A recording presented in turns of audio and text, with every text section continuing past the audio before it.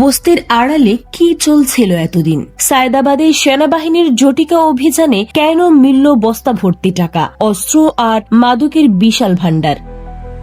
রাজধানীর সায়দাবাদ এলাকায় গত 15 ডিসেম্বর রাতে এক বড়সড় ঘটনা ঘটে গেছে।